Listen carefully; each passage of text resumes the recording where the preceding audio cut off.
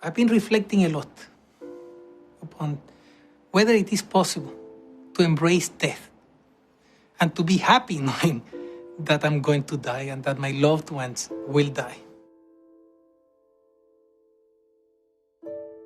We are terrified of death to the point that we deny it throughout most of our lives. We think we have unlimited amounts of time and we squander it. And then one day we realize that our lives are coming to an end, that there is very little we can do about them. And then we start thinking about meaning, purpose. What can we do with whatever time we have left? Most of us will die in hospitals. Most of us will die suffering unnecessarily. And most of us will die full of regrets. So I'm trying to fill the gap between what is needed and what we offer as a health system. I was inspired by my father and by my grandfather. They were amazing physicians. In fact, I think they were more than physicians, they were healers. My dad was called the saint by his patients. He was available 7 days a week, 24 hours a day. People would come home and knock the door and say, "Is the doctor in?" And if he was in, he would see anybody at any time. If a patient came in the middle of the night and he had to examine him or her, I would give up my bed and I would be his assistant. And I could see him, connecting with his patients in incredibly beautiful ways. So I was very inspired by this. They were my superheroes. And as I grew and I was becoming a physician, I witnessed how my grandfather aged and how my superhero was vulnerable and how he started to decay and to suffer. And now I realize that I never asked him what made him the happiest, what was his main source of joy, or what he regretted the most.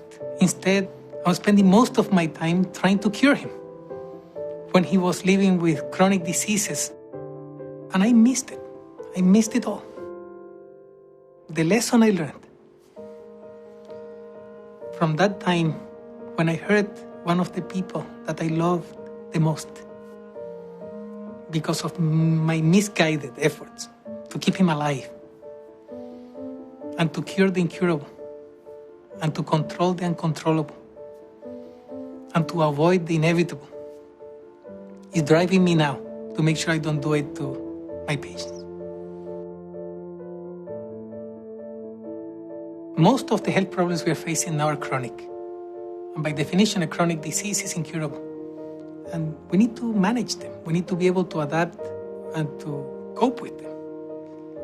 And we cannot live in a hospital. In fact, hospitals are not designed to deal with chronic diseases. So we have to do it in our normal lives, mostly at home, with our loved ones. So we need to reimagine how we live. When my dad died, there were probably 3,000 of his patients at the funeral. And they said something that still haunts me. They said, if you could be one fraction of the doctor your dad was, you should feel blessed. So now I'm trying to be a healer and to hug more and to listen more and to love more and to encourage more.